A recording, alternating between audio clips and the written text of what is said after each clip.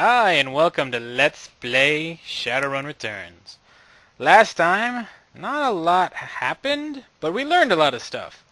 For instance, we learned that Sam has a sister named Jessica.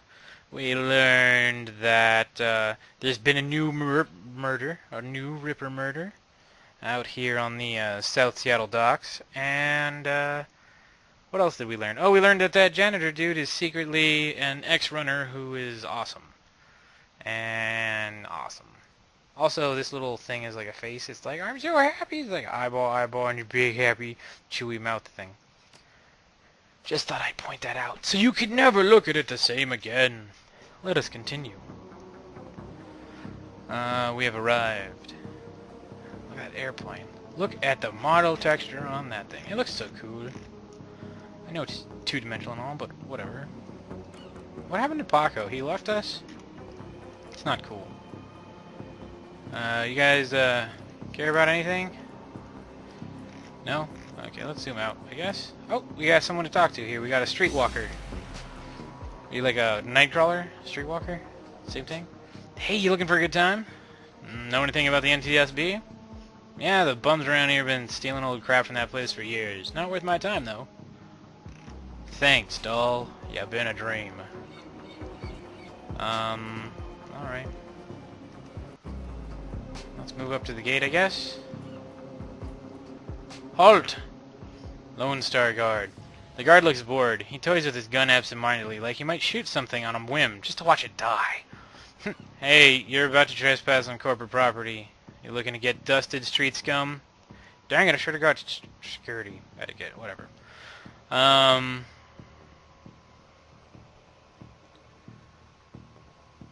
I'm the new maintenance guy. This is my first day. Sure you are, and I'm Lorfer, the King of Dragons. Get out of here. Okay, I guess I gotta talk to the streetwalker. Hey, you looking for a good time? Not me. A friend of mine. I need you to have some fun with the guard by the fence around the corner. She looks at you knowingly. Alright, 20 buys you a 5-minute distraction, then I gotta get back to work and earn some real million. Okay, sweet.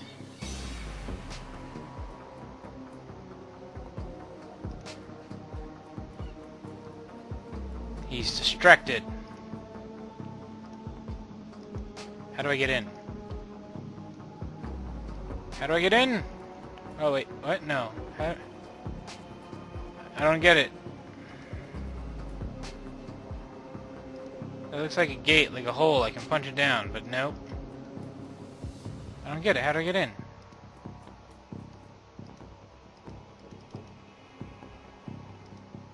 Maybe I gotta talk to him again?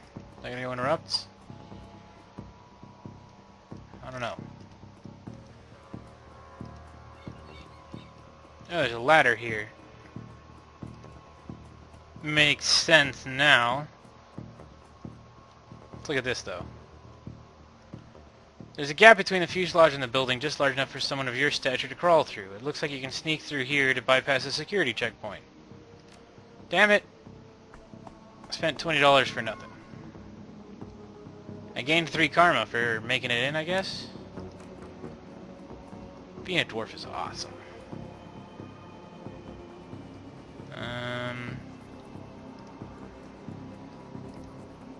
Ooh, what's that? Nothing. I just kind of want to scout out the area in case there's a fight here later, which, you know, there's gonna be. I mean, just look at this place. This place was designed for a fight.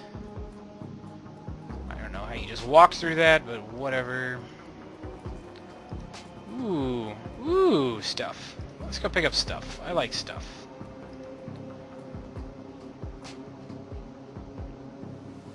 We got a grenade. Send this item to my stash.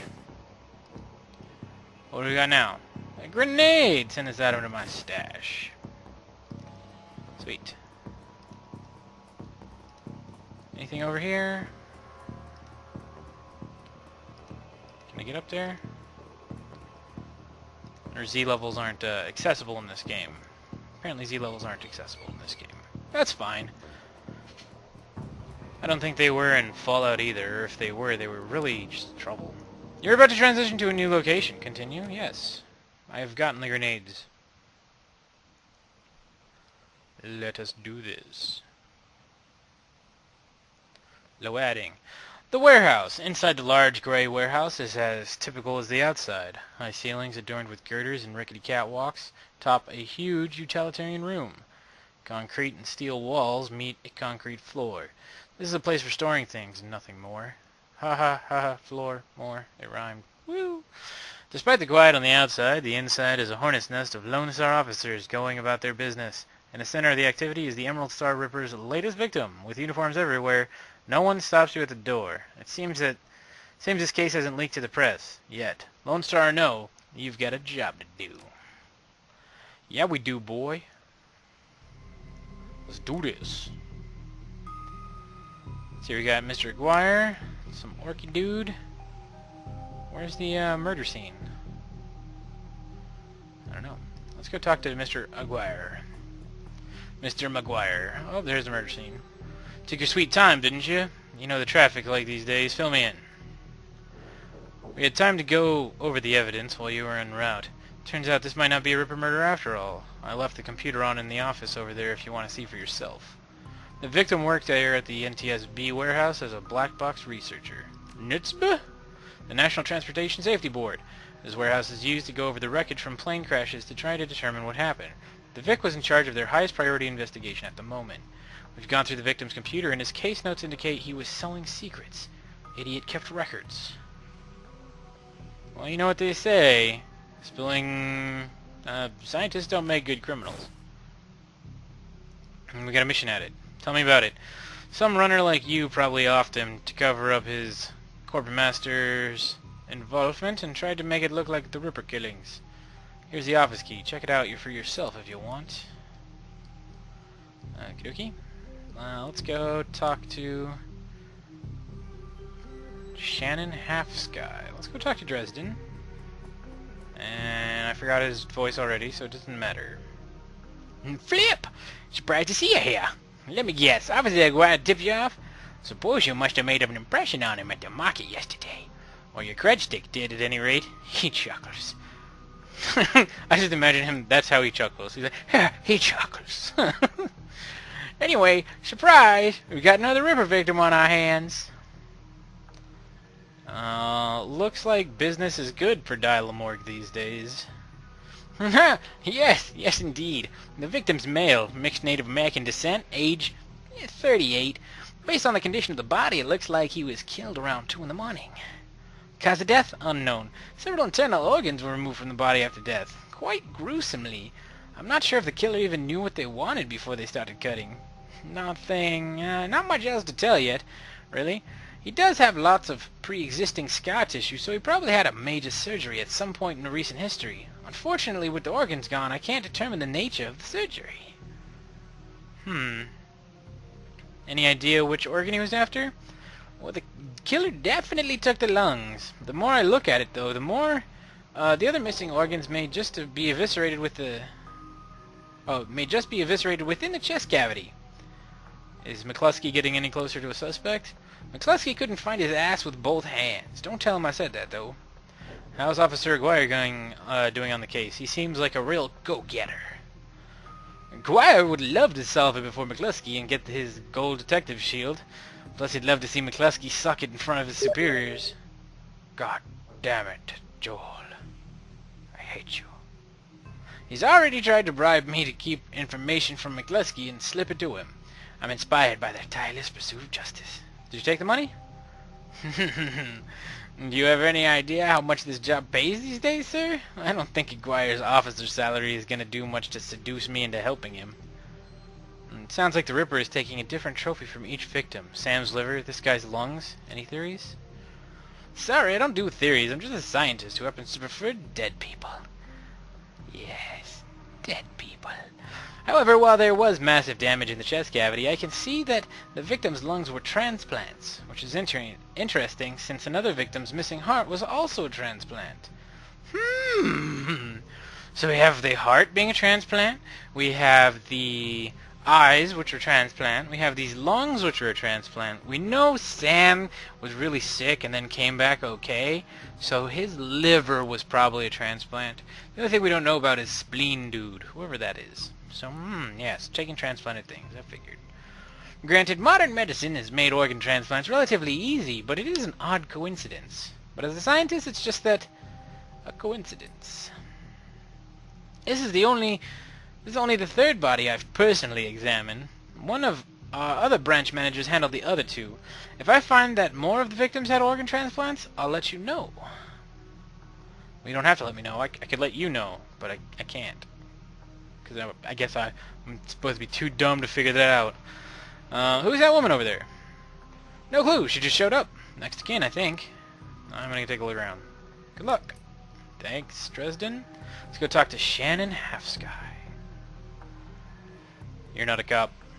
She looks up, watching you warily. I'm independent. What's your relationship? Nope. Who's a stiff? She glares at you for a moment and can see pain in her eyes. Along with something else. Power. He's my brother, and I'm trying to learn from him the identity of his killer. But I'm afraid his spirit is too disoriented by his recent journey to answer me. You're a shaman? Yes, for all the good it's doing me. If I could just make contact, I might be able to deliver justice and allow my brother's spirit to rest. Yeah, lady. I can tell you're used to shouldering a heavy burden. But maybe there's an easier way. She looks at you, the flattery largely failing to affect her, given the circumstances. But then inspiration dispels the dark cloud surrounding her. Perhaps my brother's spirit is too weak. That's a given. But my brother's spirit may not be alone here this night. She closes her eyes and concentrates, droning a low chant you can barely hear. Yes, there are other spirits who may be of help. Her features harden in frustration. It's as if searching for something that remains elusive. Sighing, she opens her eyes and fixes you with a stare.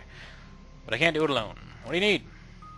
This warehouse contains the spirits of plane crash victims trapped between worlds. They wish to help. They wish to be heard. And I think they have something to say about my brother's murder. Lone Star won't let me in there, but you seem to have the run of the place. If you can find personal items that belong to the victims, I believe that I can summon a spirit to speak with us. I'll need at least 2 subjects. Can you find them for me? I'll do what I can. Alright, find 2 haunted objects. Let's go first to over here. You gave me the key to this place. How does I get in? Okay, apparently I can't get in.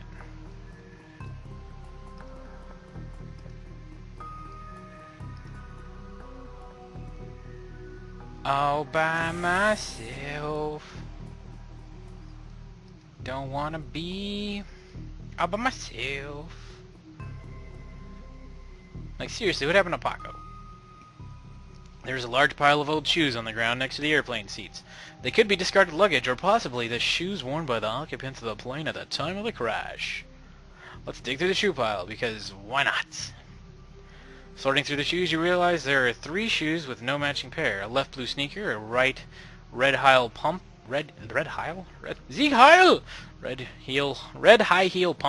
and a left black dress shoe. Let's inspect the dress shoes. The dress shoes are black. Let's inspect the high heel pumps. The pump is a department store knockoff of an Italian brand. It's otherwise unremarkable. And let's inspect the sneaker.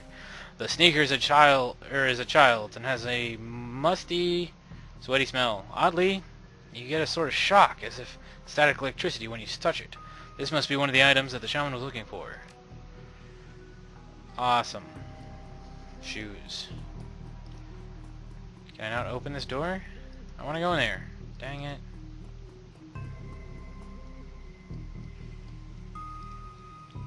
Oh, I found it.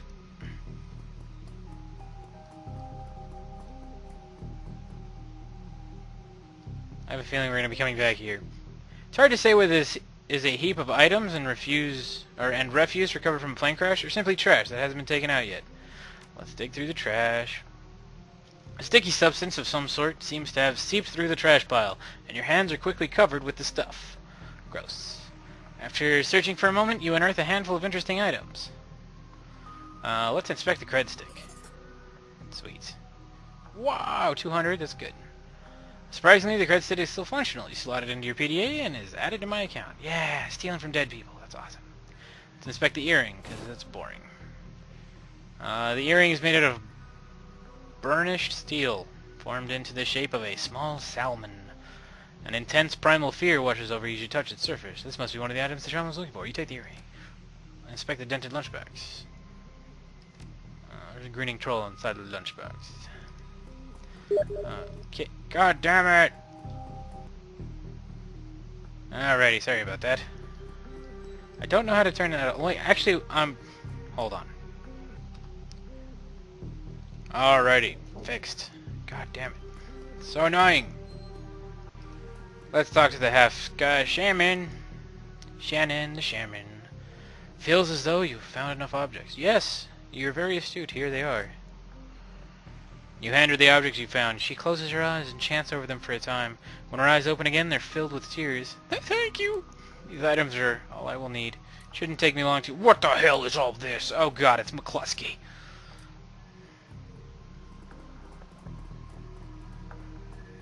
Not McCluskey. Officer Gira trails after the detective, only meeting your eyes for a moment. She's the victim's sister, sir. This is a crime scene, officer. Not some Salish drum circle. Isn't it standard procedure to contact the next of kin? Ma'am, consider yourself contacted. Now get the hell out. Come on, if we stay much longer, I'm liable to do something I'd regret. Or worse, something I'd enjoy. Alrighty. I guess we're leaving with her. I gained 5 karma. Let's talk to her, Shannon the shaman. That man is an ass. She stares daggers at McCluskey from across the warehouse. There's no helping it now. I should just be grateful you were able to collect these items before those clods carted everything off. Can we still summon the spirit? Not from here, I'm afraid. Spirits such as these have domains to which they are anchored. We need to get back in there. Let's see here. Not looking good now, but do you have any plans for this evening? Nah. A little breaking and entering, perhaps, under cover of darkness? You sure you up for this?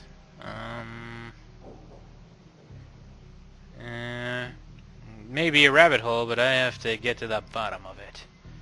Whatever your reasons, I thank you. Now, since we have time, we should probably enlist some help. They may post security overnight, and I'm going to go out on a limb, say you know where to find the kinds of people we need. The best that money can buy. Or I'm just going to smile. Good, I'll put up the money if you find the bodies. Oh, she gave me 4 grand. She produces a fistful of crumpled nuyen from inside a leather pouch, starts to count it out, then shoves the whole wad at you. Meet me back here at midnight. The spirits will be strong then.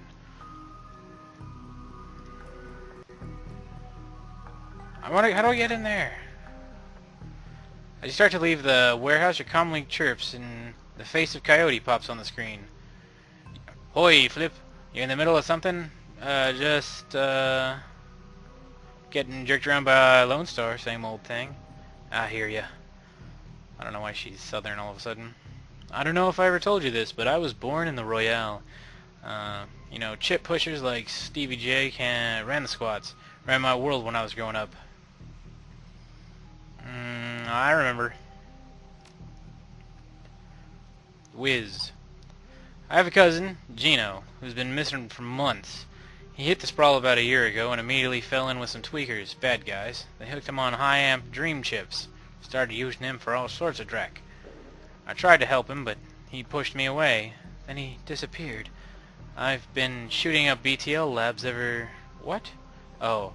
Ever since trying to fight him. I read that wrong, because, like, BTL in my mind is drugs. So I've been shooting up BTL. Like, okay, you've been shooting up drugs. Like, what? That doesn't make any... Labs. Like, you've been shooting up drug labs? Oh my god, entire drug labs in your veins. Like, how...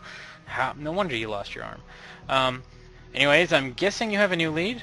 It's not a lid! Her face lights up. She's running hot. Has a serious edge. I know exactly where he is this time. Got an old friend who eyeballed him herself. I'm on my way. Paco's with me, but we could use another hand. You in? I need you right now.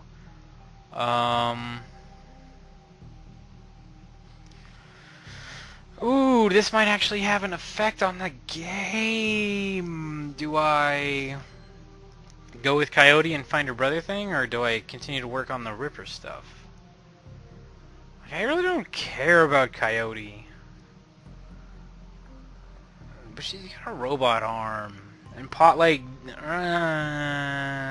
I'm working the Ripper thing. But it's extra stuff. You know the deal, Coyote. I work, I get paid. Her face falls. I got nothing, man. Call it a favor? Sure. Thanks. I'll send you the address. See you soon. Okay, hopefully I made the right choice there. That's a tough decision. Coyote's Crusade. The cluster of dilapidated buildings where Coyote told you to meet her appears to be the remnants of a public housing project. The buildings look like a cesspool filled with human debris. You find her standing with Paco on a street corner, eyeing the roofs, the doorways, the windows. Despite his attempts to engage her, Coyote barely says a word at the three of you, as the three of you weave your way through the tenements. She walks purposefully, her new cyber hand flexing open and closed with each step. It's unclear whether the action is voluntary or not. You circle around the back of the building and Coyote jumps up, grabs the bottom rung of a fire escape ladder and pulls it down. Without a signal, she starts her climb towards the roof. Paco looks at you worriedly as starts up the ladder. Oh, no, I didn't mean to do that. Okay, bye. See you next time.